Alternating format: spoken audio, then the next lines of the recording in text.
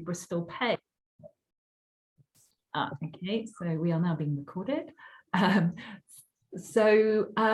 Without further ado, I'm going to hand over to Diana. Thank you for coming. Thank you very much, and thank you all for showing up. And I hope that that this is a useful, interesting use of a couple of hours of your time. I am just going to see if I can share my screen, which I can't just now. Hopefully Ian can sort that for me.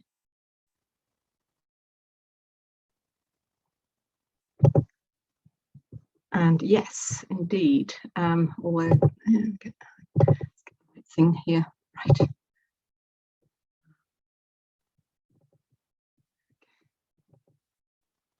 Okay, and then I'll just move into present mode. Oops, this one here actually.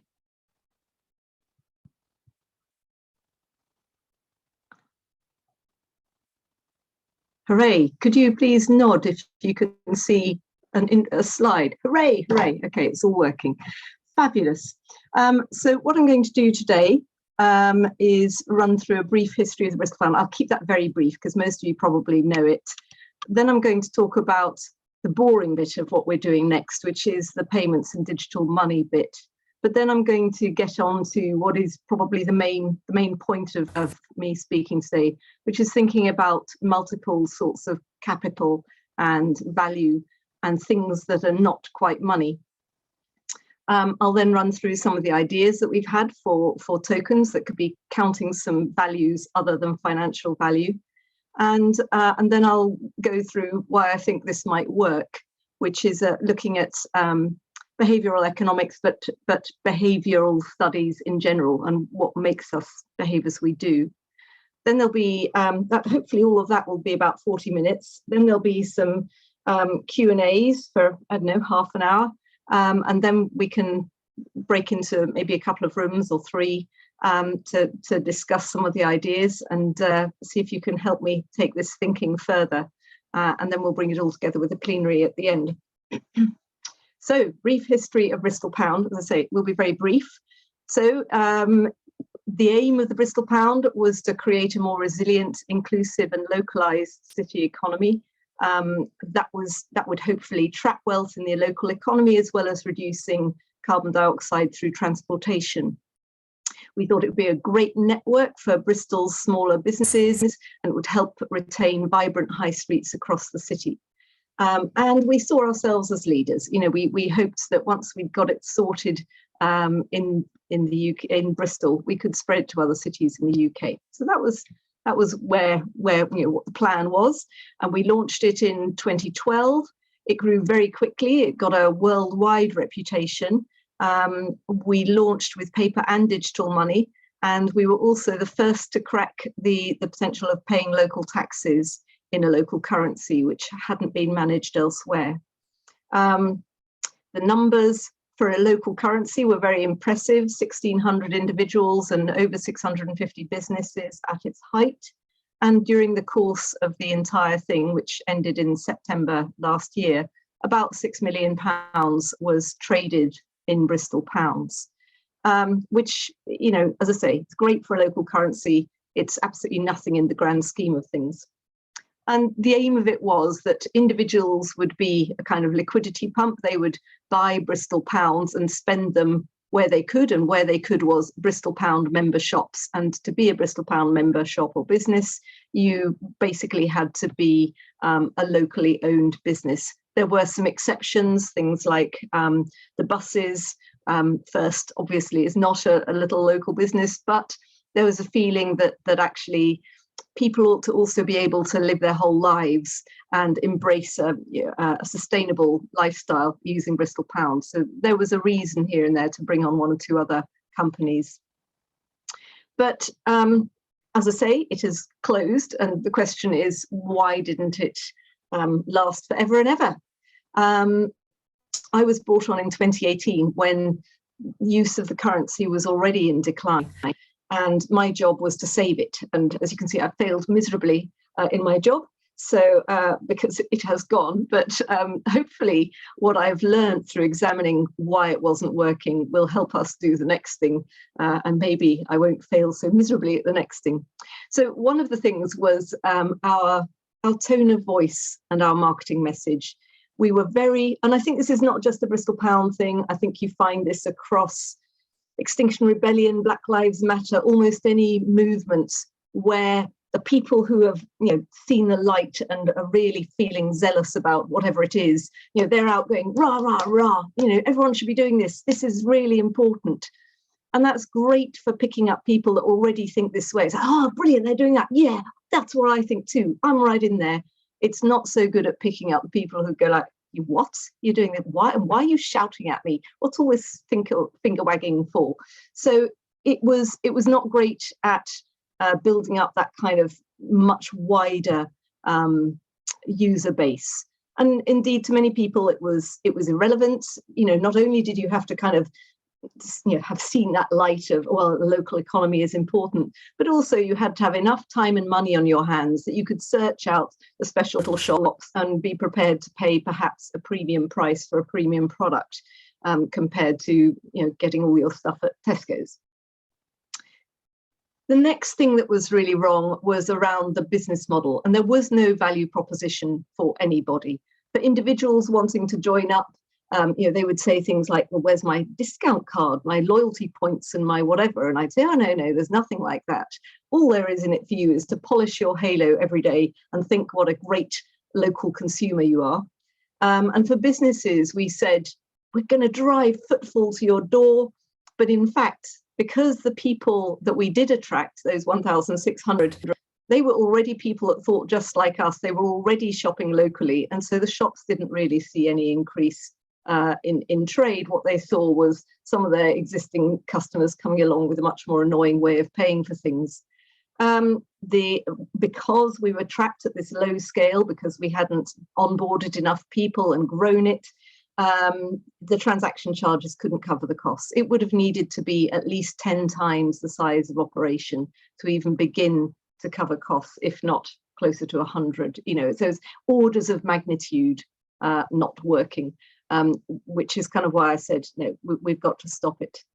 And the other problem was that we, partly because of when we started it up, which was before open banking, before electronic money institute regulations, we were trapped with quite a clunky, glitchy, old style tech and regulatory framework. And the other problem with that regulatory framework, I mean, the Bristol Credit Union, now of course the Great Western Credit Union, were lovely partners from a social alignment perspective, but they were small at that stage. Their tech was pretty low tech as well. But mainly the problem was that they controlled the data because they were the regulated entity. They said, no, this data is ours. I can't show you any of it. And I'm like, but I need to know who's spending the money. I need to know who are the key nodes in the network that I should be introducing everyone to. I need to know which are the businesses that are not yet spending their Bristol pounds so that I could get in there with some brokerage and help to introduce them to the right people. But I couldn't do any of that proactive management of the currency because I didn't have the data. There's a bigger problem, which is that the whole premise on which the local currency and probably nearly all local currencies work is this idea that the local businesses will change their supply chains. And probably if we had some small business people on board right at the beginning, they would have said, what, you're expecting me to change my supply chain? My whole reputation is based on my supply chain. I don't go around fixing my supply chain. If it's working well, that would just be introducing an unnecessary risk into the business. And even if I am choosing a new supplier, there are lots of things that are important, lead times and quantities and prices and, I don't know, ethical badges of honor or whatever else it might be. Frankly, payment method is not terribly important to my business when I'm choosing a supplier. And as well, we were there supposedly to help small businesses. That was our aim, but actually we were just making life difficult for them. They had to train all their staff in how to receive payments in Bristol pounds cash, how to receive payments in Bristol Pound text messages, how to receive payments in Bristol Pound app payments, all of which were different buttons on the till, which all had to be set up, of course, first. And then the bookkeeper had 2 bank accounts to manage, and the cash flow was that bit harder. Everything was difficult for businesses. So basically, at this point, I was thinking, so what do we do next? Rather than try and fix Bristol Pound, I will try and help it wind down as best I can and think about what we do next. And this is where the ideas that I'm going to be talking about today came from. And we're calling it Bristol Pay. It sounds a bit like Bristol Pound, but hopefully has enough clear water between us and the old name that the people who really hated Bristol Pound, and there were many, won't be so put off by the new plans. And you could say it's a mission of 2 halves. On the one hand, we need to generate some money, both for ourselves, but we think there is an opportunity to generate money for the voluntary sector in general. So that's one bit, through running a payment platform, and I'll talk about that in a moment. And the other thing is this bigger thing of how do we really create impact at a grand scale? How do we try to create an economy that is not viewing everything as an externality and generally degrading our environment and creating social division? So on to payments and digital money. By the way, I'm going to rattle through. I'm already about 5 minutes behind where I thought I would be by now. But I'm going to rattle through, and there'll be questions at the end if that's okay. So hopefully what this slide encapsulates is that normally when you go to a shop, somehow or other, by touching your card or phone to their funny little device by the till, the money goes from your account. Here I've used Santander, and it ends up in the cafe or shop's bank. And as you can see on this picture, they've got an account at Lloyd's. And the way it gets magically from one to the other is via a range of third-party suppliers who are issuing cards, making sure that that the money goes from A to B, and providing the little payment terminals and so on. All of those third parties need paying for their services, which is where your transaction charges go. It's not your transaction; it's the cafe or shop. They're paying transaction charges of a percent or 2, and that money is then fed throughout this infrastructure of third party operators, and that's because it's an open network. So any old bank can talk to any old bank. What we're planning to do with CityPay is to make it a closed loop, so everyone has got an account on the CityPay platform. And because everyone's got an account, the money isn't having to go anywhere outside the system and rely on a third party. It just goes, every stage of the journey is part of CityPay. It's just debit this customer, credit that customer, and it's just a simple journal entry. And this matters because those third-party costs for a city the size of Bristol are about £60 million a year. And if we manage to get 1/5 of the transactions in Bristol, and by saying that, you can tell that I'm not planning to aim this just at teeny tiny, small niche businesses selling organic spelt, ancient grain, sourdough loaves. This is aimed at Lidl and Tesco's and Sainsbury's and everybody. We need to get that volume of transactions. If we got 20% of the transactions in Bristol, that's £10 million potentially after we've paid for the CityPay platform to invest in social projects and environmental projects through the likes of Quartet Foundation across the city. There's another reason this is slightly important. It's not just about raising money, but there is another thing I want to talk about briefly, which is digital financial exclusion. I think a lot of people worry about digital exclusion. They worry about people not having access to mobile phones and computers, so they can't use websites and do various things. But it's actually banking exclusion, which is a bigger problem here. If you want digital money, you have to have a bank account, and many banks, they have very high levels because the bank does so many services. They have to have very in-depth know your customer anti-money laundering procedures. And as a result, there are many people who can't jump their hurdles and can't get a bank account. What you can do with electronic money institution regulation is they have a different approach, which is much more low-key and progressive around know your customer and anti-money laundering. So, for example, you can have up to £125 passed through an EMI wallet, an electronic money institute regulated e-wallet, up to £125 a month without any know your customer at all. And this is important because, for example, the likes of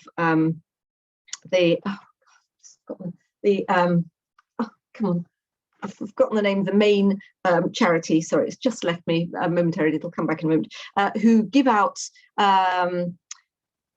emergency payments to people on a weekly basis, for example, who have failed asylum and they're still having to eat, surprisingly, whilst they try and work through appeals processes and whatever.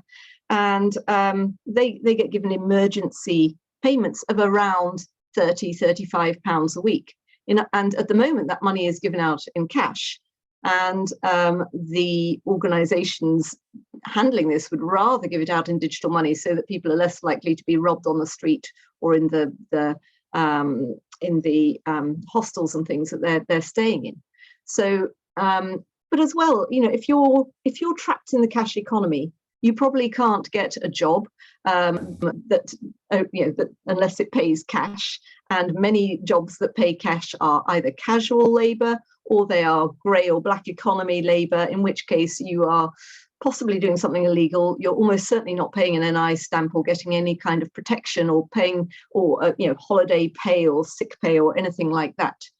You could get someone else. You could say, no, I'm going to get this job and okay, I'll use your bank details. Thank you very much, work gang operator. That would be lovely. Yes, you can process my wages for me. But as you can see, this is why things like work gangs have such an easy route in, because there are people they can prey off who don't have bank accounts and can't manage their own money.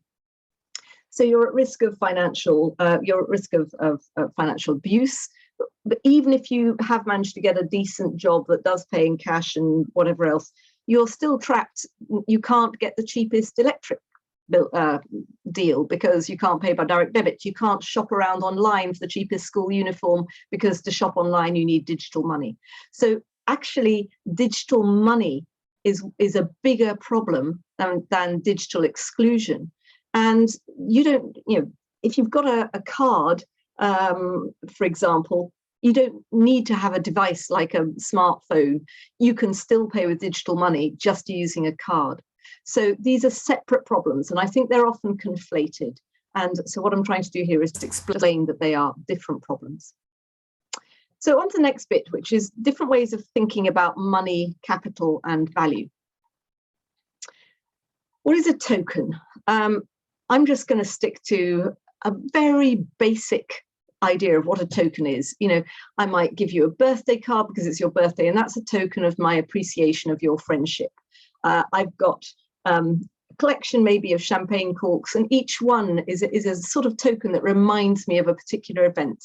I might give my niece a book token so that she can spend that to buy a book, or I might have a token for a supermarket trolley, or to run the showers at a campsite.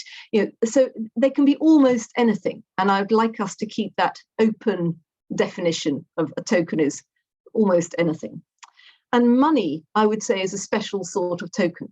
And I'm sure you will all have come across these ideas. Money enables various things. It's a unit of accounts that means that we can have a market comparison of very different things, houses and pigs and eggs and potatoes. It's pretty durable. Okay, there is inflation, so it does devalue over time. But it's not like trying to store all of my wealth in apples, which go moldy. And are very difficult to amass and store. But yes, if I save up, I will have a store of purchasing power. It's easy to exchange. Compared to, I don't know, Native Americans that used to trade with animal pelts, which were quite heavy and difficult to carry around when trading. Money is very easy for a mode of exchange. But the other thing is, it is a social construct. It only works where people believe in it, and it only works where there is a market in which it can operate.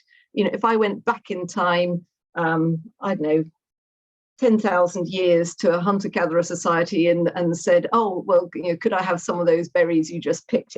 Look here, here's a bunch of paper with some weird signs on it. They would just be like, it would make no sense. So it is a social construct.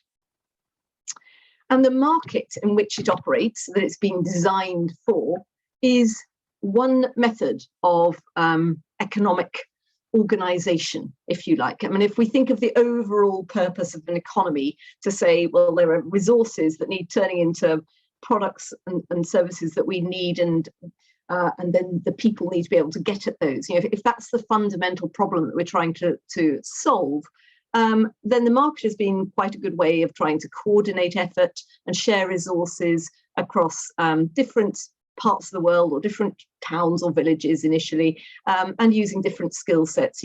I can shoe horses and you can bake bread, and somehow or other we can trade and get our needs met.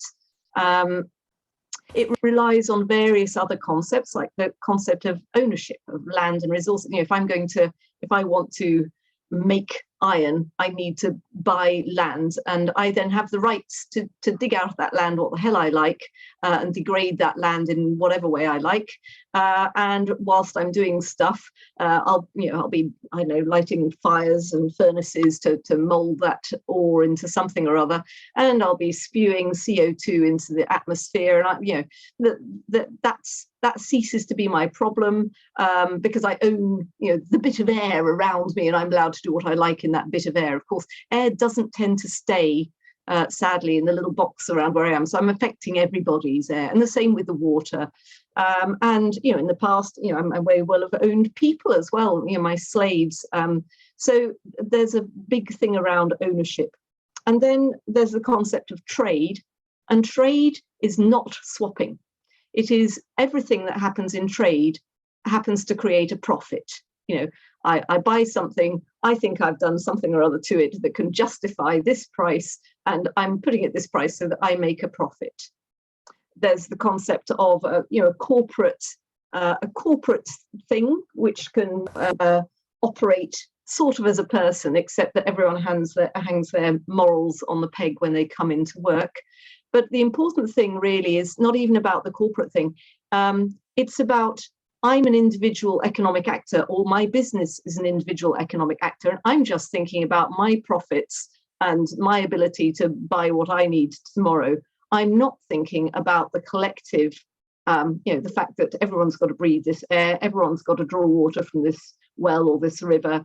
And so it's a very individualistic approach to meeting my needs, rather than thinking about collective responsibility. We've also gone and imposed this everywhere, so that now the whole globe pretty much is in this one system, whereas in the past there were a plurality of systems, where indigenous cultures had their own ways, often through commons and through family ties and whatever else, of arranging their economies. They weren't all done everything through trade, or trade may have been just for quite limited parts of their economy. I mean, for example, go back 50, 100 years, and a lot of the work of bringing up children, for example, was just done by mothers. It was completely outside the market economy. And now that's been brought in a lot to the market economy, and people take their children to childminders and whatever else. Of course, because it's been brought in and it used to be outside and therefore free, when we've brought it into the market economy, we have completely undervalued it and said, well, it should be free, really. So we'll pay the minimum wage and we'll undervalue this work, even though, in fact, to do childcare well is not unskilled and should be valued very highly, because the entire future of our population depends on good parenting. But anyway, and this leads me on to this thing about anything which is outside the market is treated as an externality and completely undervalued. So yes, women's work, but also, the ore in the ground, the CO2 and the pollutants in the atmosphere and the water. And so this is the real problem. When the last tree has been cut down, the last fish caught, the last river poisoned, only then will we realise that we can't eat money. Money actually has no value. Money is a proxy for a thing of real value, and it works as a proxy when there is a market. And so capital value enables you to buy things assuming there's a market. But what it's not doing is telling us anything about the real capital, which is the environment or the people, the health and well-being of the people. And we've tried to correct this a bit. We've invented things like carbon credits and taxes and things. And that's kind of, it sort of worked through there. Well, of course, we want to save money, and so therefore we'll try and do our bit on carbon or whatever to reduce costs. Although if we're rich, we don't really care terribly much. We can always just put up the prices of our widgets. So it's actually done nothing. Still, the rate of CO2 emission is going up and up. We've not even, turned it from an exponential to a straight line, let alone, done a Cape Raworth, bring it into So this financializing things and making the financial proxy for an environmental value or a social value, it just doesn't work. And meanwhile, the market has been expanded into these, and I've already made this point, as we expand the market into areas that it never used to cover, those areas that are now covered are completely undervalued. So these are the kinds of capitals that I'm talking about. Environmental capital, which is air, water, ocean, soils, biodiversity, the ecosystem. And I'm not alone in saying this. In fact, even people who are, not wacky or environment, or, they're not, they're not hippies at all. People like Das Gupta, he's done the whole UK, government review. And he has basically said, we need to value environmental capital for what it is. We need to find some way of doing that. He didn't really touch so much on social capital, but community, health, well-being, culture, these things are vital. And we've just assumed they happen. And I think we're beginning to see what happens when you don't pay attention to them, because they're not really being valued. Knowledge capital, education, creativity, and our ability to adapt as things change. These are important, but our education system tends to knock creativity out of the majority of people, and that can make us very unadaptive. And we tend to box ourselves into systems. It's very difficult to think outside that box, those systems. It's very difficult to step off the economic hamster wheel of, I get a job and then I have to have a car to take the kids to school. And it's very difficult to see where you can just step off. And manufactured capital, which you might just think, well, it's okay, that's counted for by money. But actually, I would argue there is still a need to look at manufactured capital in its own right, because there are there are interdependencies between different sorts of manufactured items. So, if the satellites that do GPS go down, that has ripple effects through so many things, and somehow or other that isn't really taken into account in a lot of the ways that we think about manufactured capital. So what we need to do is ensure that we count the actual thing, not just create a financial proxy for everything and count the financial proxy, because that doesn't help us solve the actual problem, which is the thing.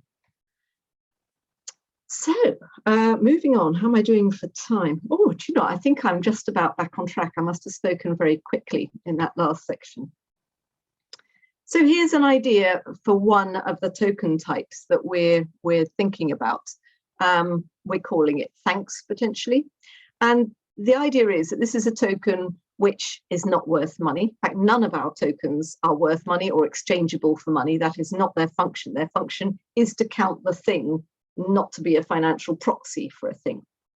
So what we're counting here is thanks. Why are thanks important? Well, I think they're important for two reasons, for giving and for receiving.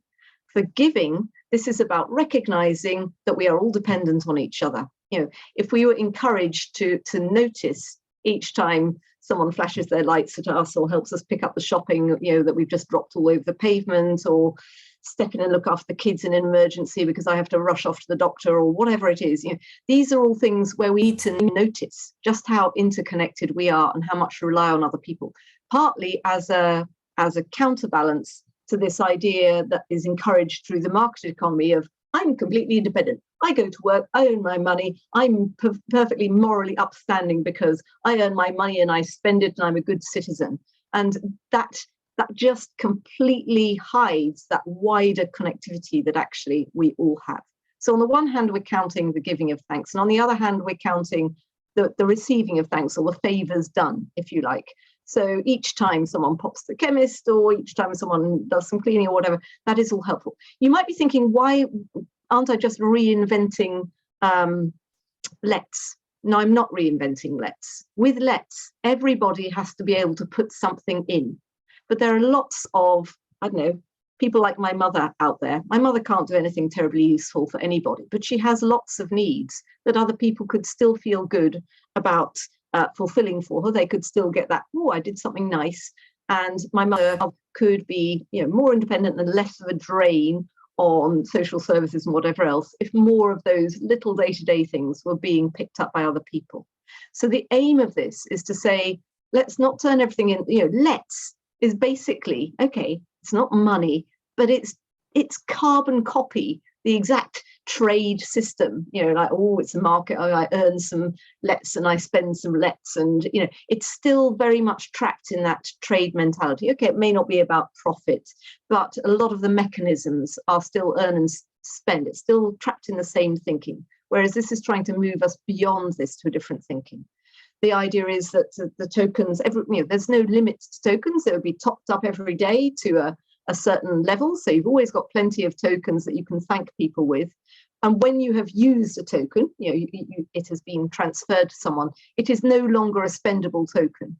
So there is a difference between a potential, this is a thanks potential, and this is something which has actually happened. And I can see how many times I've thanked people, and I can see how many times I've helped people. And both of those are good things to be thinking about. And meanwhile, we can also put in mechanisms like kind of degrading or a half-life, if you like, to a token, so that if I'm thinking about my overall token level as a mark of, oh yeah, look how good I've been, I kind of start to spot, oh, do you know what? Like a few months ago, I had 120 tokens. I've gone down to 110. I guess it's because I've not been doing as much helpful stuff. I'd like to get up to that 120 level again. I'm going to do a bit more of that nice, helpful stuff that makes me feel good about myself. So thanks is just one idea. And I'm just going to run through a few other tokens. Sorry, I've got a frog in my throat now.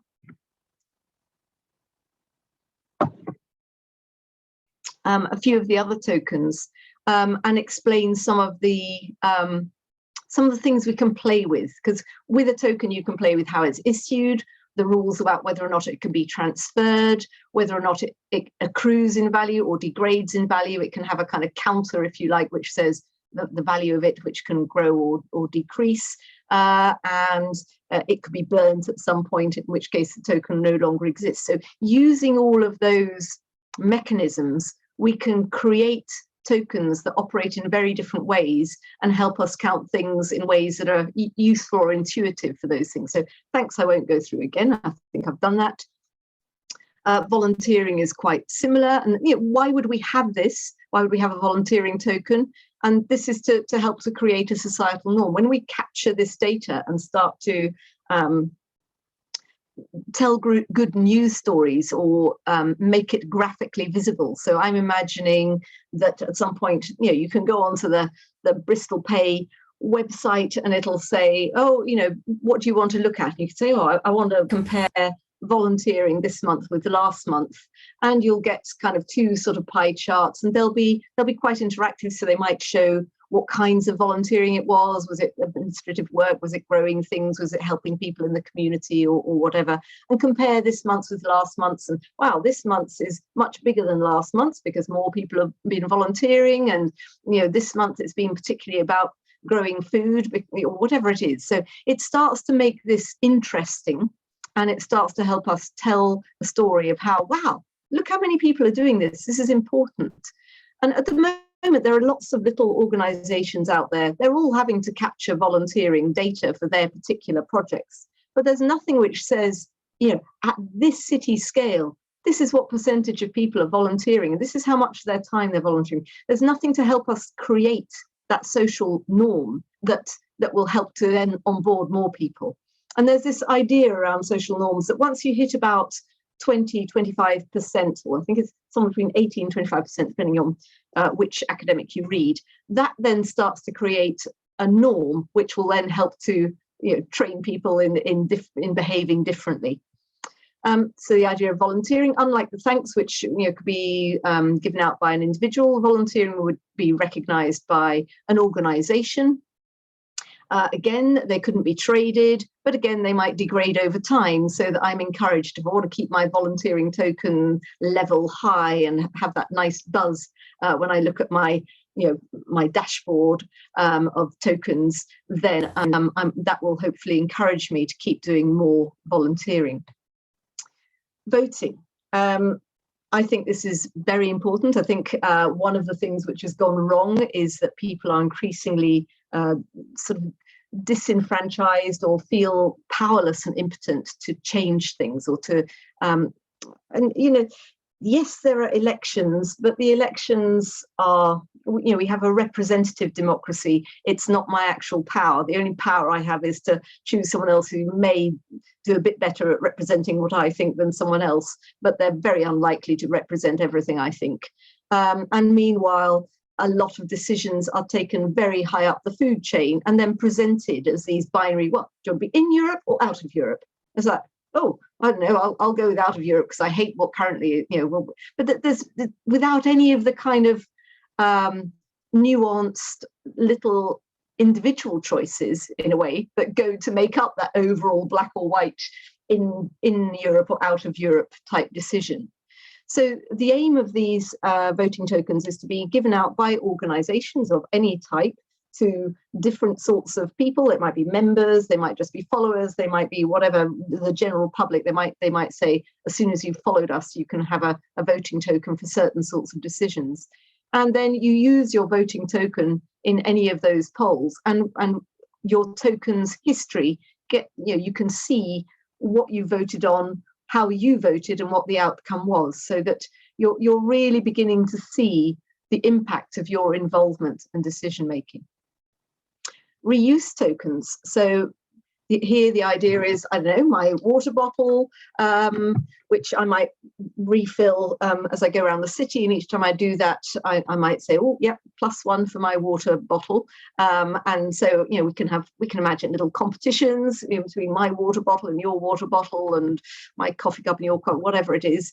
But also we can use this to help spread the word about libraries of things and gifting and sharing in general. I've got a fancy dress in my cupboard, and I've got a tile cutter in my attic. These things sit there, they could be being used, and we could be celebrating that and making that normalized. So again, anyone could create one of these tokens to represent a real life thing, and each time you either gift it to someone or lend it to someone or reuse it, if it's something like a coffee cup or whatever, then that value can increase over time. You might be thinking, she's talking about people just updating their own data, marking their own homework. They might massively overstate things. They might overstate things. There's not anything in it particularly for them to overstate it. It's just cheating at your own game. It's not like this is any financial value. And actually, a little bit of overstatement of, I'm so cool, I'm using my water bottle so much, that just helps us tell the story. Reusing water bottles is a good thing. So I don't mind too much about a bit of overstatement, especially in this early phase when we're just trying to experiment with tokens and using them to count different things. Badges could be used to recognize milestone skills and values. Again, they wouldn't be able to be passed on, and it could be awarded by organizations. There are things that we could be doing like de-escalation training and cooking from scratch skills, cooking from fridge challenge, which, you know, a lot of people are quite good at cooking as long as they've got a recipe and they've had one of those food boxes delivered with exactly all the right ingredients in it. But actually, to avoid food waste, we all need to get very good at doing fridge challenge type cooking. So, you know, that there are really useful skills that we need to be trying to normalize and encourage people to get. And then you have badges on your profile and you go, oh, it's cool. Active miles, encouraging walking and cycling, good for people's health, good for air quality, good for CO2. And again, it could be self-reporting, it could be back-ended from other apps. You can't trade them. They probably would, again, degrade over time to help keep you, motivated to do more. So the next bit is about behaviour change. And I'm now behind time again. So I'm sorry about that, but I'll try and catch up. So we've been told that really the main way that we can change people's behaviour in an economy is through nudge economics. You know, we can fiddle about with tax rates and we can impose 10p fines on plastic bags, or we can have little sweeteners if people do the right thing and they can get, I don't know, 20p off in a certain thing or get a free entry to the swimming pool. I don't know. But these things have been tried all over the world. Everything from getting people in Africa to send their female children to school to trying to increase recycling rates in various cities. And they sometimes work a bit, they sometimes work short term, but they tend not to work long term. And one of the main problems is the level they're set at. You're never rewarded properly for the time you put in. So, you know, if I think about how much time I spend washing out tin cans and bottles and whatever else and sorting my recycling, you know, maybe that's 2 hours a month.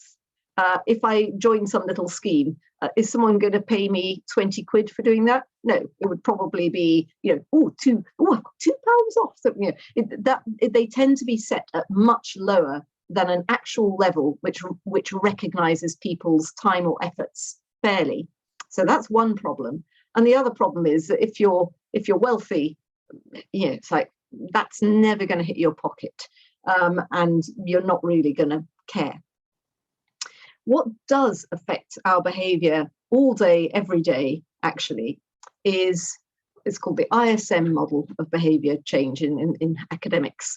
And the individual, it's partly about the ease and cost of whatever it is, but it's mainly about our emotional involvement and our beliefs. You know, I'm this kind of person. This is what's important to me. It's about social stuff. It's like, well, you know, the Joneses, they're doing this, and I don't want them to think I'm a bit strange, and you know, so it's a lot about fitting in with other people and expectations.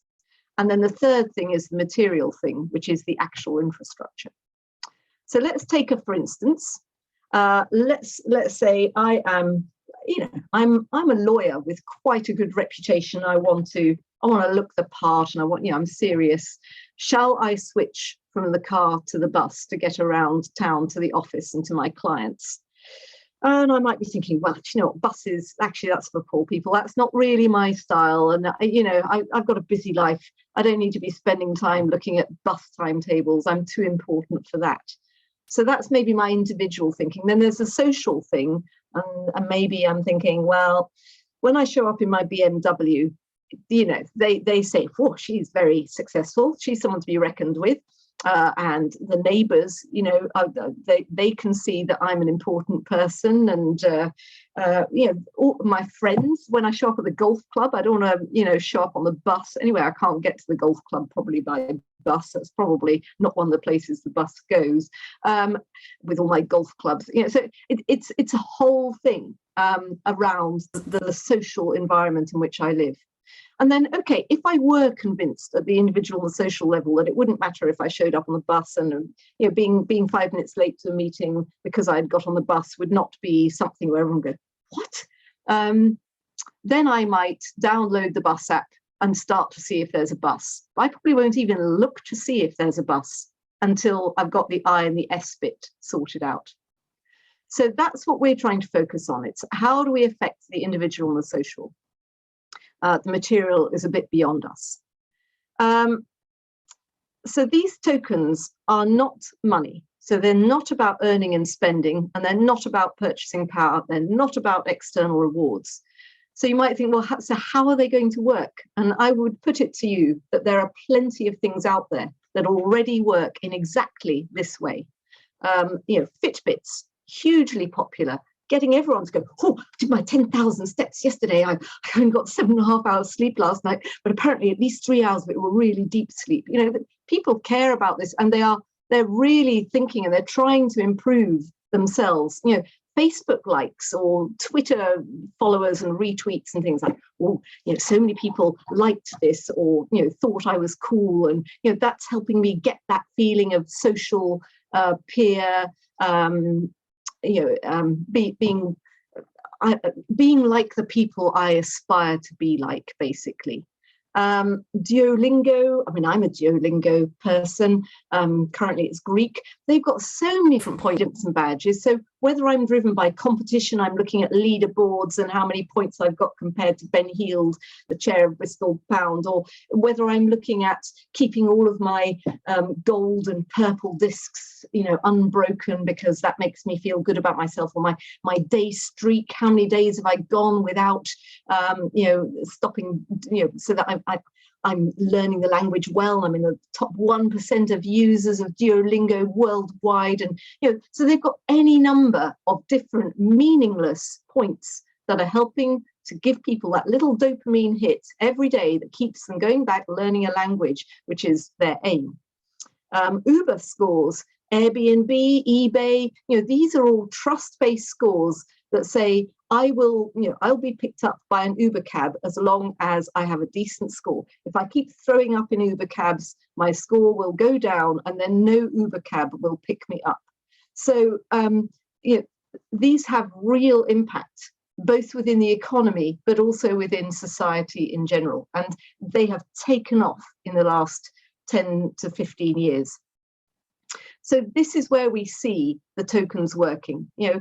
I do things like take my reusable cup, cycle, go to that event that, help my neighbour do that course. Businesses, oh yes, we're going to pay the real living wage, or bring in a pay policy. We're going to go zero waste, whatever it is, and we recognise those as badges and points and whatever, all of which are completely meaningless. But what they do is they help me feel good about myself. I get that little dopamine hit. I think that if I have decided to share my profile with my friends, they can see that, oh my God, you've got this amazing bike on your profile picture. How did you get that? And it's like, well, it's because I've been doing lots of cycling, and my bike's getting more and more souped up on my profile the more cycling I do. So this is starting to make me feel cool and good about myself. It's a lot about how we can use graphics to tell this story rather than just numbers and points. Having a personal best, reaching my goals, making a difference by participating and voting, businesses being able to explain to customers and to the council what their value is in terms of making a difference. Okay, so I am late. In fact, I've lost my watch. I'm 10 minutes behind. I will, well, actually what I'll do is I'll stop sharing for now. It may be that there are some things that I go back to, if there are things that we want to, look at slides on. So I think that, Katie, you're going to, because I have been unable to read the chat, and anyway, I can't multitask. I fess up to that right now. Katie, if you'd like to that was help, brilliant. Questions come to me. Thank you very much. That was very stimulating and great to have you along to talk to us at such an exciting time. So there was a fair bit of chat, but I don't know that there were that many questions. I did notice 2 from Hugh. I think one got answered, and then there was another one, which might be a good one to start with, which Hugh might want to elaborate on, which was, what is the underlying philosophy that underpins Bristol Pay? It's the same as it ever was, really. How do we create an economy that is fairer, environmentally, not just not damaging, but helping us to regenerate, hopefully, at this point, because things have got to a bad state. And how can we? What could we play with? The current system clearly isn't working. So we need to start thinking outside the current economic box and trying to think, what levers could we pull? What new ways of thinking could we play with to try and create that regenerative, restorative, and fair economy? So that's the underlying moral position, if you like, and then I would say the philosophy in terms of the theories behind it. Well, I'm picking them up as I go along, and as soon as I hear something, I'm thinking, so for example, we were thinking about behavior change, and then I learned all about ISM, and it's like, okay, this is clearly what I'm trying to do. So I would say that there's an ever expanding theoretical framework to this that I'm trying to build on. The main thing is, the heart of it is let's make the world a better place. That's the only thing that makes me get up in the mornings. Thank you very much.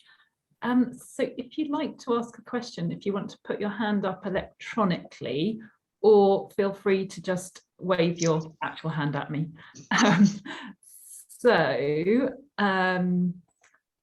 I think if we go to John, I think you had your hand up first, and then we've got quite a few to come. So if we can keep questions reasonably short, that would be really helpful. Okay. Thanks, Diana. That was great. There's, apart from one tiny detail, which is of no importance here, but you'll find it in the chat, that there's nothing I disagree with. However, I'm wondering how deep do you want this to drill? How broad do you want the data capture and processing to go? And I'd love to talk to you about that, because I've been thinking about this for a very long time. And how are you planning to sustain it? If there's no obvious income stream coming in, I assume you don't want to be reliant upon grants from as the piper who gets paid. If you want if you want to maintain some independence and objectivity, do you have a plan for that? Okay, thanks, John. So on the data side, it's tricky, isn't it? I want to only capture data that is useful. I want it to be a very secure system. I want to make sure the data cannot be monetized by somebody else. And that's one of the reasons I want to make sure as well that we set up, that we bake into the articles, the cooperative principles, to make sure that there can be some venture capitalist who comes in and says, as has happened with Facebook, basically, well, let's monetize the hell out of this. And so it's tricky. We've looked at what is the minimum data that we could store. The other thing is that if we use a blockchain solution for this, actually you want each token to be very small. So you want very minimal data on it to enable it to work at scale. So the answer is minimal, but enough to make it interesting. I've been working with an artist designer called Toby, who says what we need is spicy metadata. So the data that we have needs to be able to tell an interesting story, about, for example, if it's thanks tokens, well, this was gardening, and this was putting up a shelf, and this was looking after my kids to me. So some one word maybe that says what kind of nice thing it was that you did, because then as well you could use that to generate nice graphics. In terms of funding, and that's why we have two bits, two completely separate things. There's the payment system and there's the tokens, and the payment system hopefully captures, as I was saying, 20% of the transactions in Bristol and generates enough money not only to fund the platform itself and the tokens, but also hopefully to give a significant boost to voluntary sector organisations in the region. Many thanks. Ted, would you like to ask the next question? There we go. Well, I think you've answered one bit of what I was going to ask in any case. So really, firstly, thank you very much indeed. What a great way. I've had a pretty rough few weeks, and this has been a great start to see everyone here, firstly, and to have such an inspiring talk by Diana. I agree entirely with your assessment of the Bristol pound as it was, and we have talked about that before, and I presented as such to the board a long time ago. It's really great that you've confronted the difficulties rather than try and find excuses, which is so easy for people to kind of like stay in the echo chamber and find another excuse and keep going. It really does need another think, and you've looked at the system, the way things work in Bristol very thoroughly. What I'd also say is, you know, power to your elbow, look at what happened when the pandemic set up, got going, certainly here, and certainly I'll put this in the chat, certainly around here where I live, and I know a lot of other places, the mutual aid system kicked in. Well, it wasn't a system, the mutual aid approach kicked in very much. There's no real brand ownership of mutual aid, so it's not referred to. And there will be some research, some nice people will look at researching that and the impact, but I think there's a huge amount of value that came out and of tangible importance to people's lives and to the way in which the city region and our various kind of social systems work in that. So I hope that amongst us and your networks, we can find some support for your model there. And I'm really just interested, it's probably too deep to go into now, but I'm interested in not so much in hard stuff, but how would you measure, and how would a measure like blockchain, we call it these days, I'm not very experienced in that, but how would that help make sure that the systems you're talking about, which are two of them, and I really need to put a grasp on this, but how they add value and how that works with your operating model, because I just can't grasp that yet, but that's work, isn't it? So really all I wanted to do is say thank you. Thanks, Ted. And I'd love to find out more.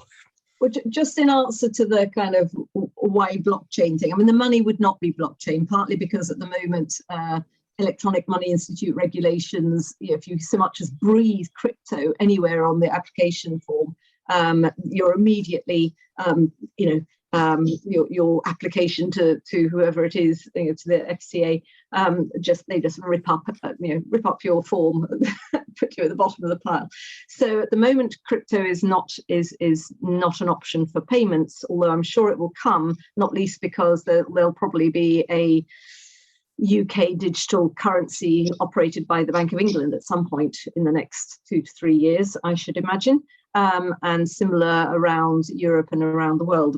Most governments seem to be working on that.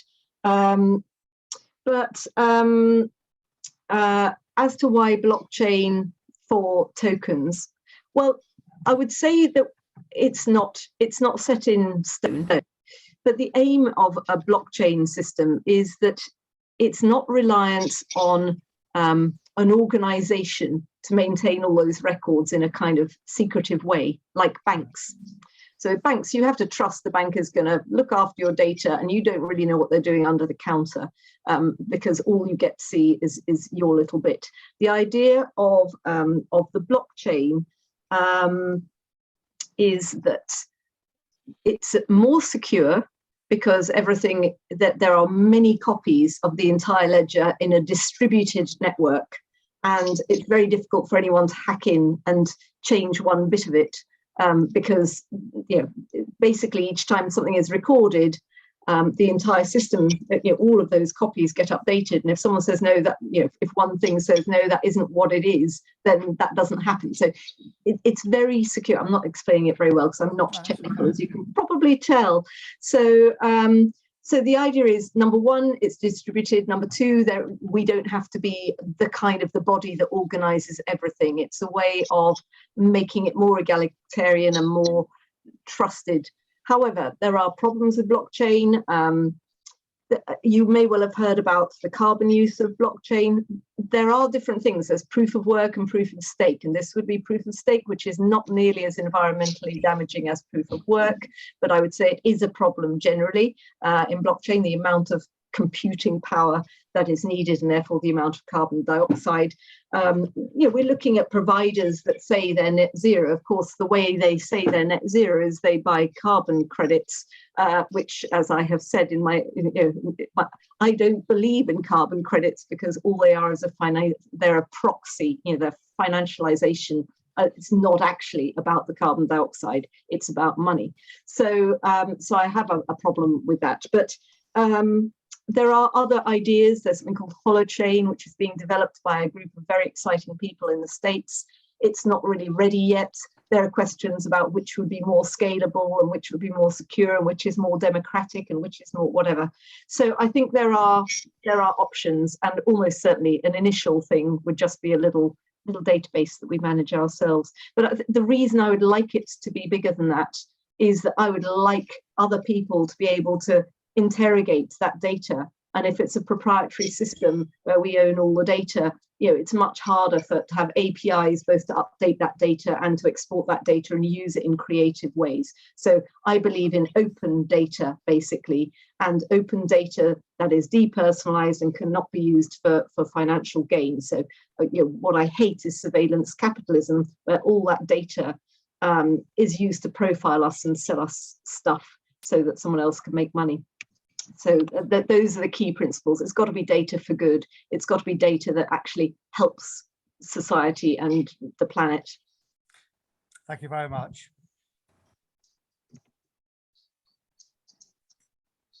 Great, thank you, Diana. Martin, you're next. What would you like to ask? Brilliant. Thanks, everybody. Hi, Katie. Good to see everyone. I mean, really chewy problem now, Diana, isn't it? And the way that you're, I feel I kind of followed your thinking about the way in which this is sort of expanding and morphing and changing. So three quick things, all intended to be kind of helpful and productive. Yeah. One of them is that in the work that I've been doing with Asking Bristol, the Don Manley project, as well as the Can Do volunteering, citizen activism stuff from the council, the question of scale keeps on coming back as an interesting one. And, Ted already mentioned that thing about the sort of the micro mutualism, sort of on, WhatsApp groups and all the rest of it. And it seems that there's something there about scale in terms of our understanding of what mutualism might mean at different levels. The city is almost too big, isn't it? But so, what does the neighborhood look like, or the area of the city that you live in, or something along those lines? And I'm wondering whether you've thought about that in terms of building the sort of the token system. Secondly, there's a weird sense now in which you're almost kind of proposing a sort of multi-purpose token system of some kind, which could look very different for different interests and for different reasons, and could even be financed differently in a way. Because, I can see why you want to make things count, but the things that you're going to make count for different people for different reasons are almost going to make this into a kind of a hologram project in a sense, aren't they? It's going to look different depending on what you're looking at. And then the third one, I know all the criticisms of Bristol Pay, but I still think if it was done well, that there is something there about business to business sourcing, particularly, and reducing supply chains, carbon emissions through supply chains. So I still think there's something in that. I wouldn't want us to lose it altogether. Thanks, Martin. Yes, you're right. I think the scale thing is very interesting. And what we don't want is to damage the mutual aid type stuff, and but we do want to be able to make it more visible. it's been very interesting talking to some of the, and they shall remain nameless, but talking to some of the local charities operating in particular parts of the city, saying, what I'm trying to do is to make this much more visible at a city scale, and to say, actually that this is bigger than just BS whatever. I could have given it away then. And the feeling was, well, we just want the numbers for here. I don't care about the bigger numbers for Bristol, and I wouldn't want Bristol City Council kind of trying to take the credit for all this work going along across Bristol, when actually it's all little tiny stuff. So I think you're right, there is a problem there. I mean, what I would say is that there are plenty of platforms out there that are running, I don't know, Facebook groups or that next door or whatever. They're on big platforms, but somehow they still retain that, it's me and I'm in my little network. And so that, I think, is where we can make this work. We can still feel little, but we're on a platform that counts at a bigger scale. Sorry, yes? There was a lovely example in the stuff that I was doing with Can Do, the City Council platform, where the Knoll West Alliance was somehow scraped some data about Knoll West specifically in order to do some stuff, and they developed a little local app which was basically about dog walking and prescriptions and stuff like that. But they certainly used the City Council data in order to kind of to provide some of the, I suppose it was some of the kind of fundamental stuff that allowed them to build the data on the app. So yeah, I agree. Then on to the multi-purpose thing, and I agree. I've had so many use case ideas. I can't begin to tell you. I think of new ones every day when I have conversations with people. And I think as long as we can say this is a good thing to count, and it fits with the overall, we're trying to make the world a better place thing, there is no reason we shouldn't count it. I guess there is a danger that if you count loads and loads of funny little things, it's like, when is data and when is it information? And on the whole, it becomes information when it is more summarized and joined together. And what I can see in the future is there being kind of an exchange, not between different tokens and money, but between lots of different things like volunteering tokens and thanks tokens, and which may all be forms of social capital token, and there would be some kind of exchange, so that you could say, well, in Bristol, well, they've got these individual tokens, but it adds up to this many social value tokens as a city. So I can see that we might be able to build that, and this is where I see it going in the longer term, I guess, that I would like to see this emerge at city, not just at city levels, but at national levels and then at global levels, so that we are really starting to think about counting capitals in some meaningful way across the board. So here's for example, apparently with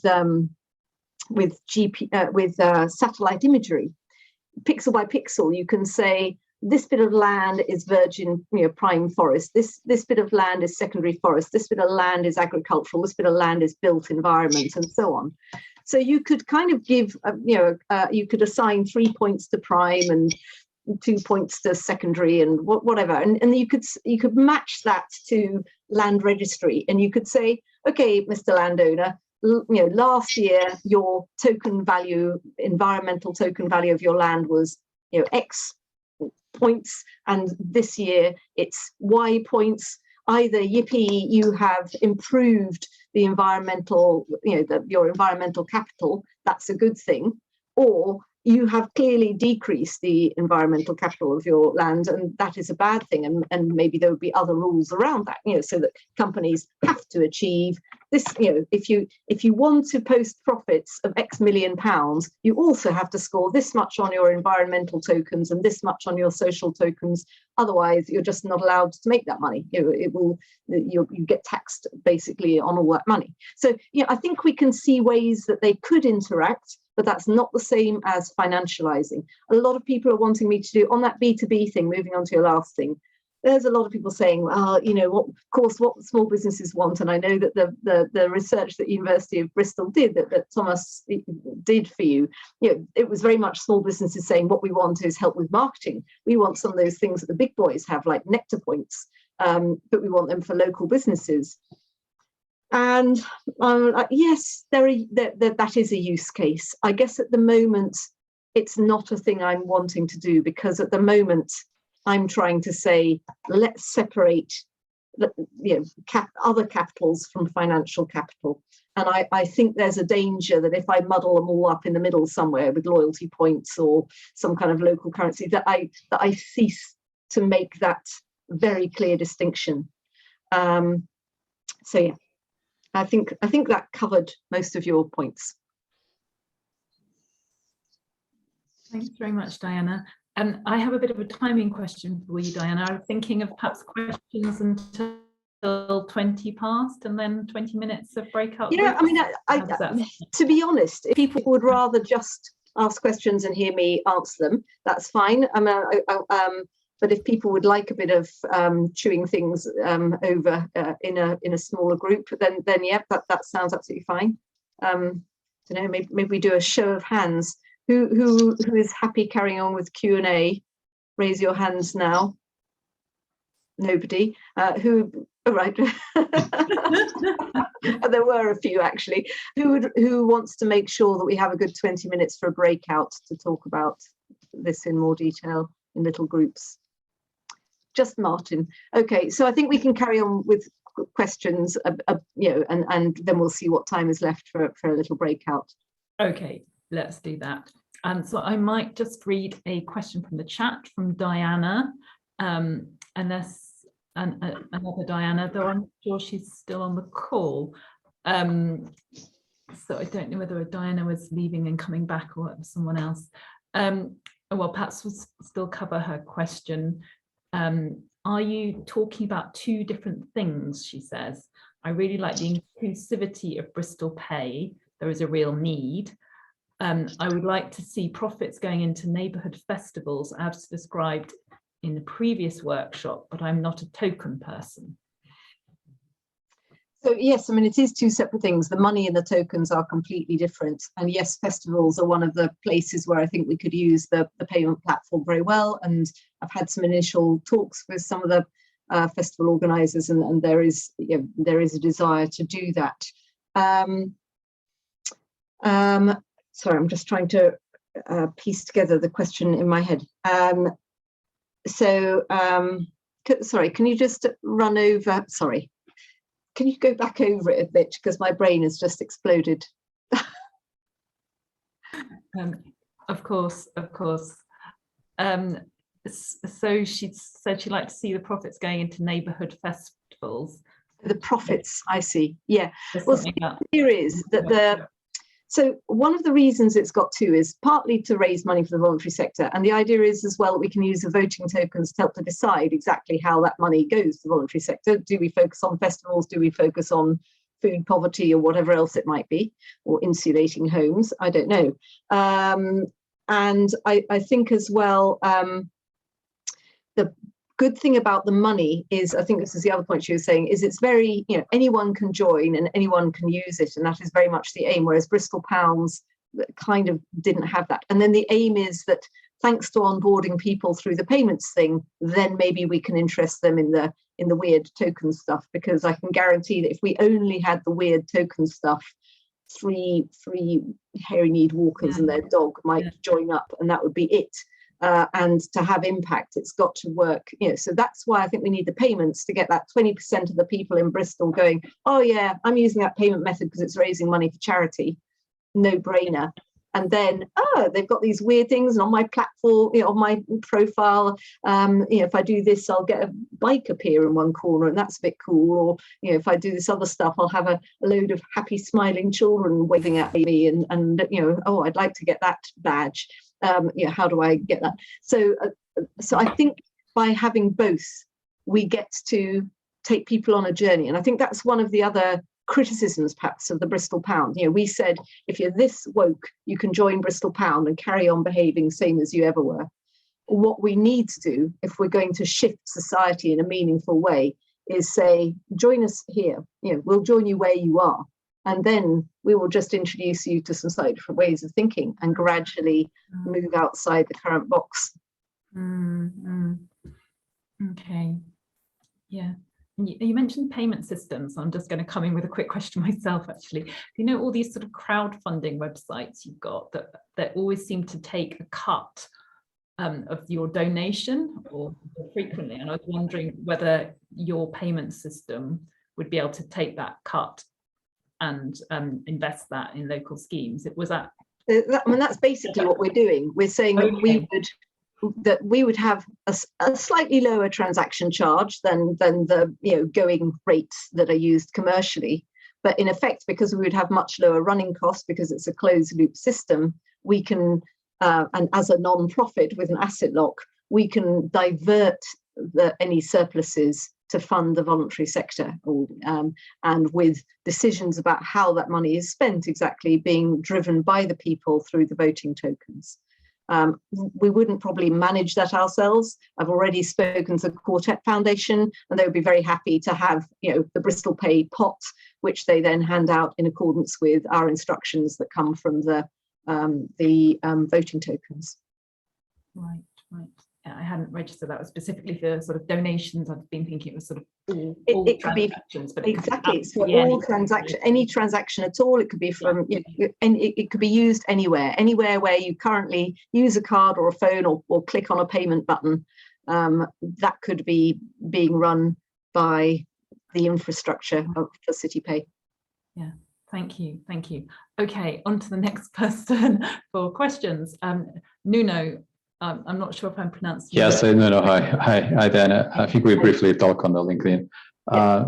So thank you very much for the talk, and I understand like the main concept, and for all means. But what I'm really struggling here, and back really to the first slide, which is the marketing. Like, how is this going to sell the idea to the main public? I mean, to me, it's like somehow a collection of small features in a way that try to add in kind of in a token. But say, what is really like the fundamental idea here that will sell it to the public? Or what is that change in the paradigm? So the main onboarding route is through the payment method. So, and it's a really simple value proposition compared to Bristol Pound. It's like, use this payment method because it's basically giving charity for free. For businesses, and we've checked this out with some market research, we said to them, would you rather have the cheapest possible payment method, or would you rather have the payment method that's just a little bit cheaper, but it gets you saying, I'm creating social value, I'm helping to fund the voluntary sector in Bristol. And they all 100% said, we want the marketing thing. And as soon as businesses are saying, we want you to use this, we want to be able to boast about how much money has been generated through our shop for the voluntary sector, they're going to be pushing for people to use this. And I think people will be saying, well, yeah, of course, why would I use Google Pay in this shop when I could be using City Pay and helping to fund Bristol's voluntary sector? So that's the main way to onboard people.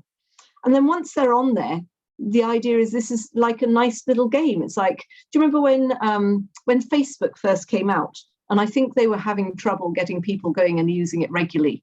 And they invented Farmville, which was highly addictive. You went in there and you clicked on a few buttons, and then your little farm looked nice again. And if you left it for a couple of days, you'd go there and your farm would be pretty much dead. It would take ages to get it back again. So they used gamification as a way to drive that habitual addictive behavior of going on to Facebook. And so that's what we're trying to do. We're trying to create little games, a whole range of little games. So maybe I'm in cycling, fine, I'll do that token. Maybe I'm into this. And hopefully gradually over time, when I can see how cool my profile is looking, I will want to join in more of those games. Even if I don't join any of those games, I'm still doing something. I'm still raising funds in effect for the voluntary sector. So just a follow-up. So I get that, the gamification part. I think my question is, what is the factor that can create this as a viral movement? I mean, what is the benefit of the other person to join into this idea? from the others that are already on that idea. I mean, I can make an analogy with the Bitcoin, which is like the obvious one that turns the wrong application, but there's like nice features in there in game theory that, you know, the people who is going to join, they're going to benefit the others that have already been there. And in all the sudden it's collected. So I'm trying to understand what is the viral element here. So there is no, it's not at all like Bitcoin. There's no financial. I get it. I'm against Bitcoin. I'm just trying to understand in terms of the marketing. Marketing is just getting people on board, and that's purely, this is a new payment method. Try it out. It's raising funds for Bristol's or Manchester or wherever it might be that we're launching it for the local voluntary sector. You're doing your bit to help the voluntary sector here. So it's an altruistic call, if you like. It's saying just change your payment method and you'll be helping. That's the main thing. Once they're on there, then the gamification comes in, and the gamification is not at all about financial gain, because that doesn't work in terms of nudge economics. It is purely about the things like Facebook likes and my Fitbit number of steps and my Duolingo shiny gold discs. You know, this is about creating those little dopamine hits that keep me engaged with the platform and keep me thinking, oh, I'll do this now. Oh, I'll try that. Yeah, I think it's like once the person is there, then obviously you have like all these gamifications, so the person can stay there. I think my question is like, how we're going to have more people joining the platform? What is that viral element to make people to join besides the altruistic? Because I'm referring like the mainstream that are probably not fully altruistic. The unique thing is it's a non-profit payment platform. It'll be the only non-profit payment method and raising funds for the voluntary sector. So that is the USP. Yeah, yeah, that's a great USP. Thank you, Nuno. So Brenda, would you like to ask your question? I think, Brenda, you're muted at the moment. Okay, is that better? Okay, thank you for the presentation. It's really interesting. I suppose what I think is that we're in such a time of people accumulating so much stuff, you know, in the clothing, fashion. People have just been collecting this consumerism. And I kind of thought that there may be a way through this to create a kind of a, like, I remember hearing Mark Patrick Hedderman speaking one time and saying everybody knows the price of everything and the value of nothing in this time. So maybe there'd be a kind of like a way to create a voice of what's quality. Like, I live in Italy and it sounds really ridiculous, but it's really hard for me to get a good quality chocolate because now there's so much industrial chocolate. So unless I'm in a major city and I go to a handmade chocolate place, you know, like some of the simple things. So maybe there would be a way that, you know, because it doesn't necessarily mean, obviously, because of taxes and whatever in some countries, because of the government taxes, but a bottle of wine that costs 10 euros doesn't necessarily mean that it's anything less than the one that costs 50. So maybe there would be some way of touching on quality, true quality, not related to price, because the world has become so industrial and chains of supermarkets and whatever. That was the first point. The second point I wanted to make is that when people travel, whether they're tourists or for work, you know, they like to tip. And especially if somebody gives you a really nice service or whatever. And if you're traveling, you don't necessarily always have the currency. It could be a really wonderful way that you're not just tipping this person, but this person could be like building credits. And then whether they're like, let's say, a taxi driver or somebody, they then have the ability at Christmas time or a few times of the year or whatever to decide how they were going to direct some money. What do you think about that? Yeah, so on the quality thing, and this is something that we've been thinking about for a while, way back to Bristol pound times, when I remember another local currency person was speaking to me, and he was saying, well, look, what we do in France with local currencies is to join, you have to not only be a local shop, you also have to, and it was different in different currencies, but in some it was like, you had to have cut your CO2 emissions, or you had to be zero waste, or you had to, only sell handmade things or handcrafted things, or you had to only, so it's trying to find different qualities and say, we're trying to measure this particular quality, be it a social or environmental or an actual, taste, or, is it handmade or not factory made, as you say.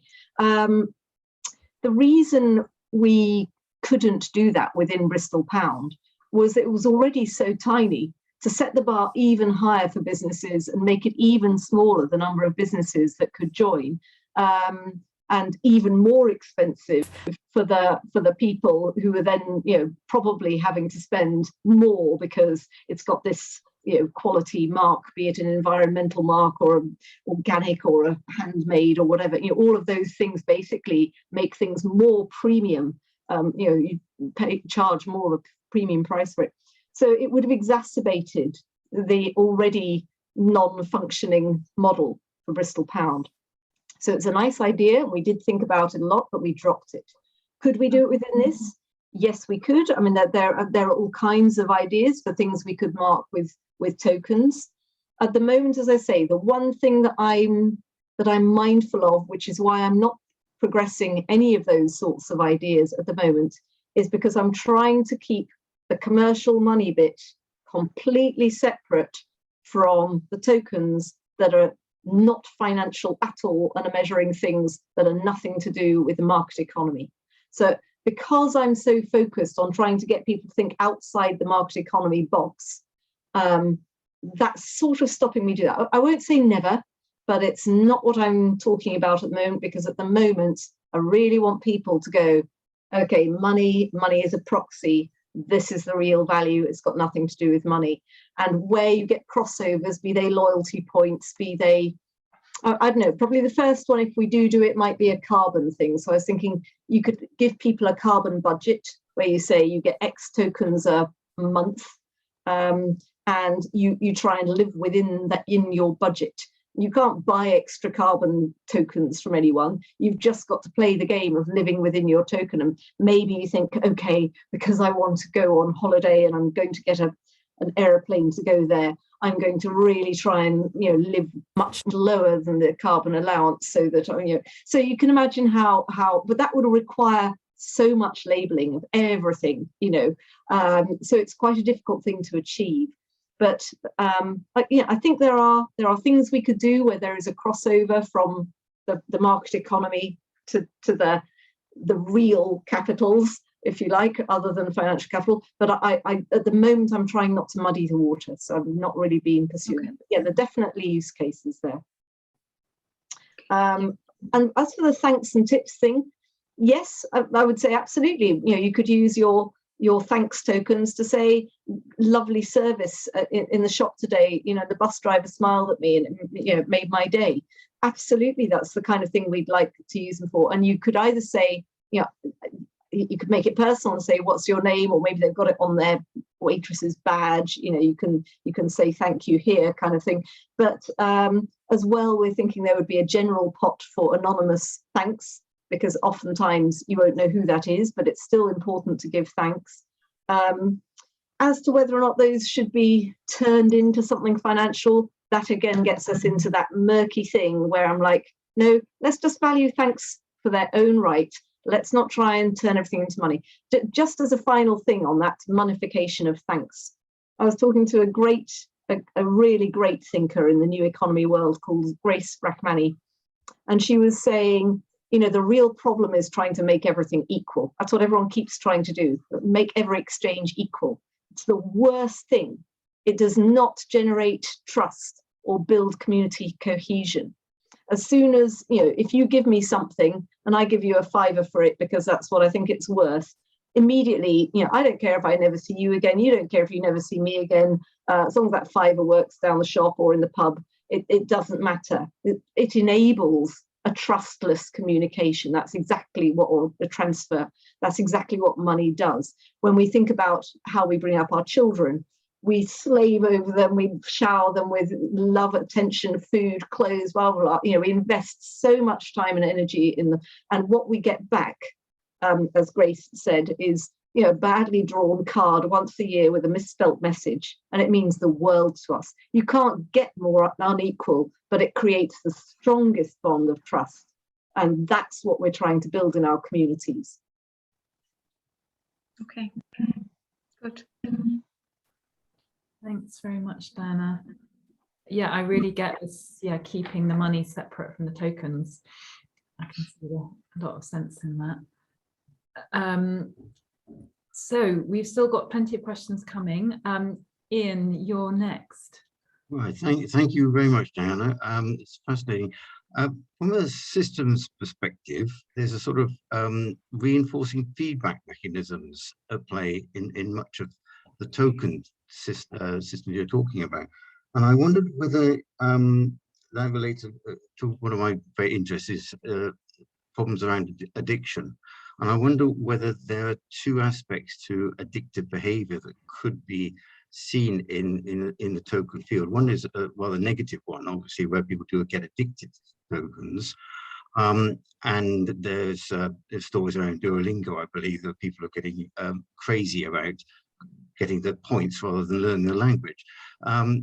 Whereas the other positive aspect around addictive behavior, I wonder whether you've actually explored at all, is how you might use tokens for people who are addicted to other things. In a way, as a replacement for the addiction they have, tokens could become an addictive mechanism that, I'm thinking very much here around alcohol addiction, where the cure, inverted commas, often is to become addicted to not drinking. And that is actually a process that tokens might well play a very valuable role in society if we can organize and design it right. I wonder if you had any thoughts around that.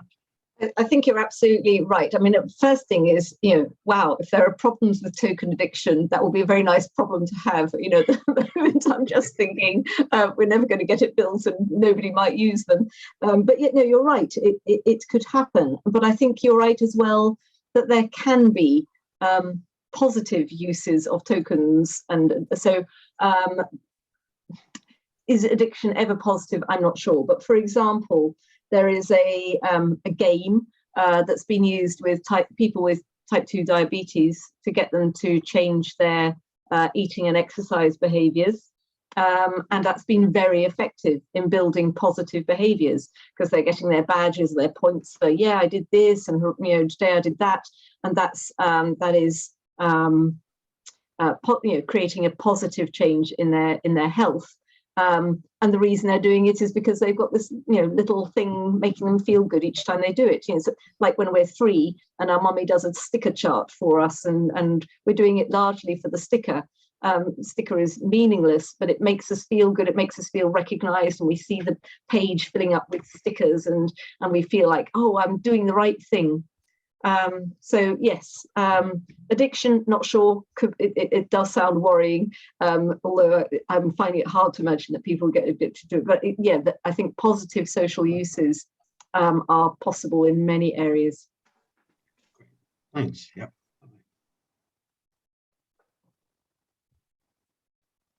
Thanks. Yeah, it's really interesting thinking systems. Jen's just posted something in the chat in response to that. Jen, did you want to come in quickly? Hi, thank you, Diana. It's really interesting. I was just thinking about the stuff that the Institute does, or some of the ways we think, and thinking that it might be quite interesting to model the effect of the pay system on the wider financial system. So if it took off and lots of communities were doing it, how big a threat? One of the reasons for doing that is to estimate in advance how big a threat it would be if it started to be successful. And then you can begin to maybe, develop some preemptive stuff, because it strikes me that it's actually a very interesting model, which a lot of communities would like to follow. But what would happen if 50% of the revenue suddenly, well, not suddenly, but gradually began to go out the system? Who would be trying to stop you? And simple models can sort of help you get a feel for that kind of thing. It's just a thought. It's the kind of thing we like doing because it's quite fun. Well, I think it's a good thought experiment. The thing is that actually that's what I want to happen. In my ideal world, this will be successful enough that it starts to be an anti-consumerism thing. It helps to decrease the need for things that grow GDP, like in ever-increasing care sector, because more is being done by neighbours in communities. And to me, this is a positive thing. It's starting to demarketize things that used I understand that, Diana. I understand that. What I'm saying is it might be smart to actually get an idea of where the main opposition might come from in order to be able to somehow preempt it in a political way, I think you're right, and I think once people, so I've been trying to apply, for example, to Innovate UK for funding, and they don't fund it, and I think it's because they can read between the lines and go, yes, this is not about growing UK GDP, which is what we're here to fund. This might actually decrease UK GDP, and therefore we don't really want to fund it. And when I'm speaking to council, to Marvin or someone, I'm not going to say I'm really about trying to get us off the let's grow GDP mantra. And actually what I'm trying to do is think about ways that we can create a smaller economy, enable people to step off the hamster wheel. I know you want to throw the statue in the river. It's all right. I got you. But obviously I'm not going to talk about it that way. But what I do talk to Marvin about is maybe increasing demands on health and social care, or on the police, or on other public services, and huge problems around trying to get people to shift onto the bike lanes that he's been busy building, and to get people to reduce their carbon and help each other. I just think you have a real chance to scale up, and consequently, I think it would be very it might be a good idea to actually look at the effects that it would have. And I hope that it will create those effects, but I think that what we need to be doing is to try and make sure that alongside this, the economists at the council and in the government and whatever else who are trying to still raise GDP, that they start to realize that we need to move towards donut economy, from this kind of economy to this kind of economy, as Kate Rayworth would say. And that's where that work needs to happen. That's not my job to preempt what if it were. What we need is to gradually get those people on board to understand why we're doing what we're doing, and say, it's a good thing. And hopefully by having these kinds of conversations, I can spread that way of thinking. I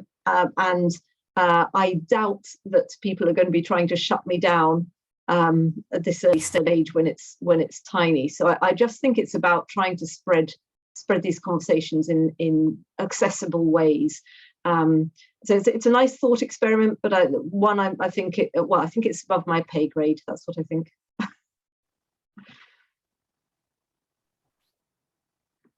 Okay. Yes, it does sound like an interesting thought experiment, but moving on from that one for the moment. John has his hand up in more ways than one. Over to you, John. Yes, there's a precedent for this, of course. In Britain and the UK and various other places, anything which is accounted purely for human time is exempted from taxation affecting benefits. So it's already recognized that if it's not going to cut into the profits that can be made out of exploitation of people, then that's worthwhile giving an exemption to encourage the lubrication. Unfortunately, in Britain, time banks have always been rubbish at this. They don't join up the dots. They don't get funded by the various services which gain from the savings, instead going for big lottery grants or something and then failing as soon as the grants run out. So the dots do have to be joined up. And it requires a lot of careful mapping and modeling. But this isn't what I wanted to say. I wanted to come back to my earlier question, which was about how deeply do you want to dig into this? Because this all feels to me very good, but it also feels to me like it fits into that 20, that comfortable 20% altruism and eudaimonia, and there's the 80% increasingly stressed people, those living on the streets or below the breadline or plunging ever deeper into fuel poverty. How can the dots be joined up so that they are having, their stones having less blood squeezed out of them? Now, I believe this is possible, and this is why I'm doing what I'm doing. I'm just wondering whether your longer term plans do include burrowing into this layer, or are you simply planning to set the groundwork to make it easier for others to burrow into that layer? I think, thanks, John. I mean, I think you're talking about the economy, the financial economy, how people get the money they need to buy the stuff they do so they're not in fuel poverty and whatever. And then do we need more jobs, or do we need more benefits, or and if we need more jobs, then that means more productivity, so there's more jobs, and then we're back on that whole hamster wheel of growing GDP.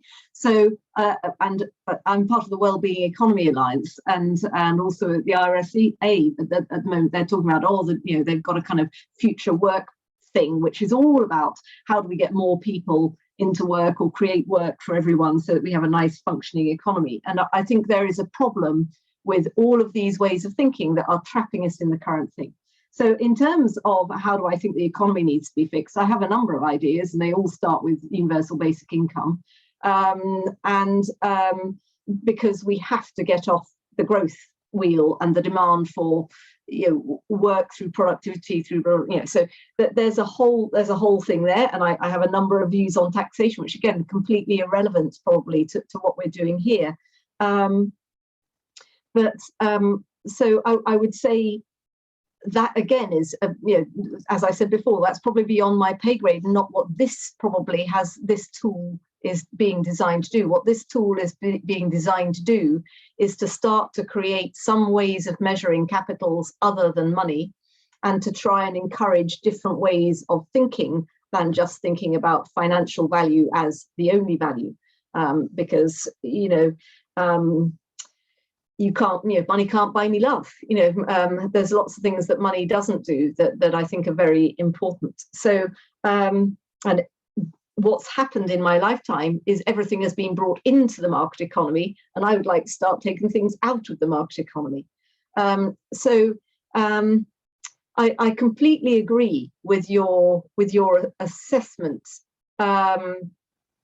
of we need some very deep thinking at an financial economic level as well, and that our current market economy methods are failing on many levels. And yes, time banking may well be part of that, and other sorts of currency, but that do kind of the same job as money. As I would say, time banking and lets, they are basically another sort of thing that is enabling an earn and spend mentality. I earn things and then I get the things I need, or I trade this time painting your wall for that time where you plant my potatoes. Or it's still very much at the very least a swap. And I guess that's not what I'm trying to do with these tokens. These tokens are not for transactions. They are counters of other sorts of activity. Okay, so well, please explain them, because I heard stuff about, well, I obviously didn't understand properly. So please explain again.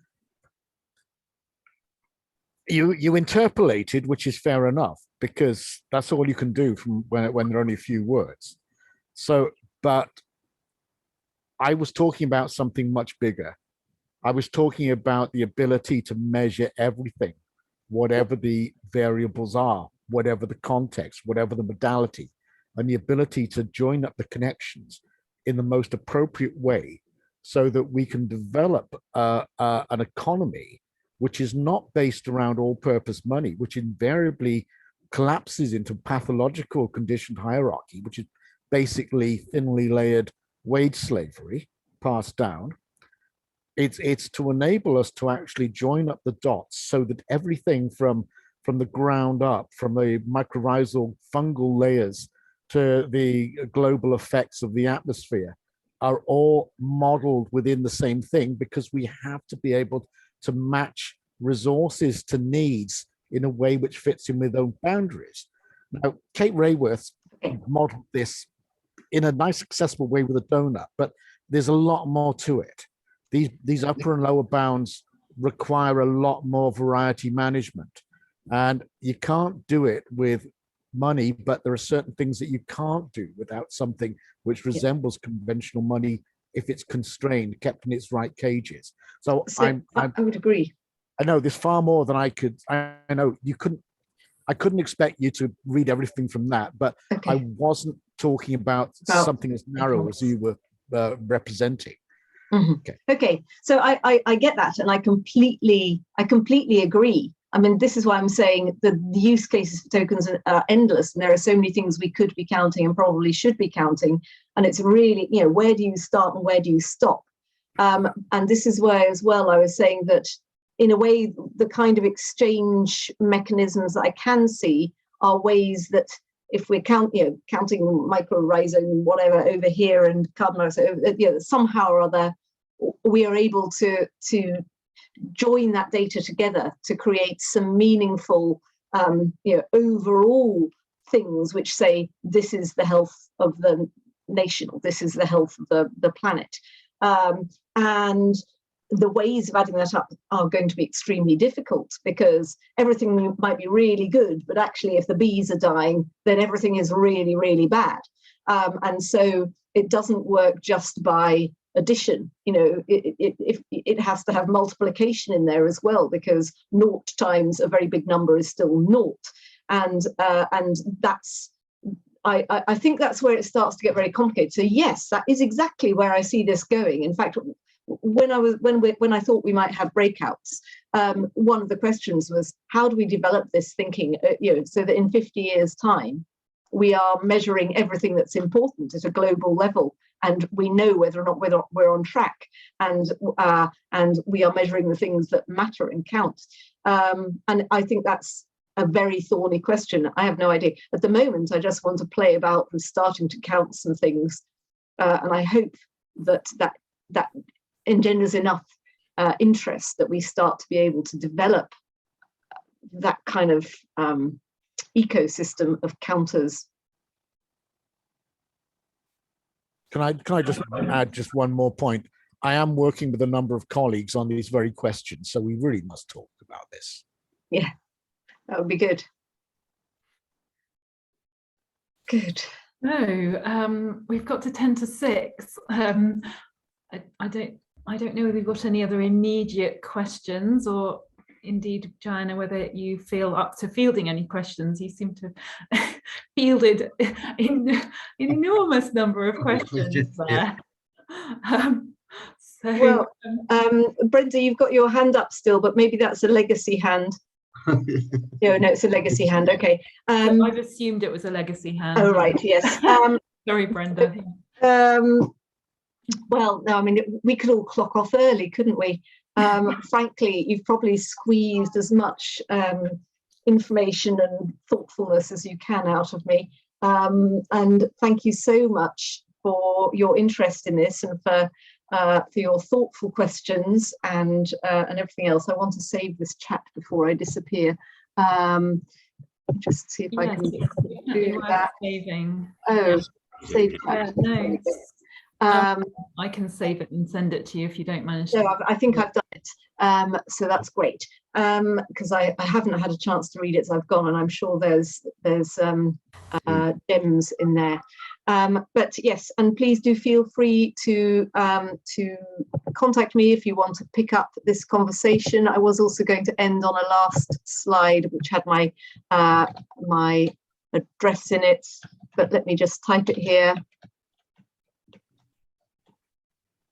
So yeah, you're welcome to share that, obviously, when you share this recording. Thank you. Will do. Yeah. Brilliant. Well, thank you, Diana. That's been fantastic. Really fascinating, thought-provoking, and yeah, you'll see when you read the chat, but everyone's really enjoyed it. So I think you've got lots of people interested who will no doubt be kind of wanting to work with you and talk to you further, I think. So many Brilliant. thanks. Thank you. Thank you for this opportunity. It's been really good. Yeah. Bye. Thank you, Diana. Thank you, Katie. Yeah. Yeah. Okay, thank you. Thank you. Bye-bye.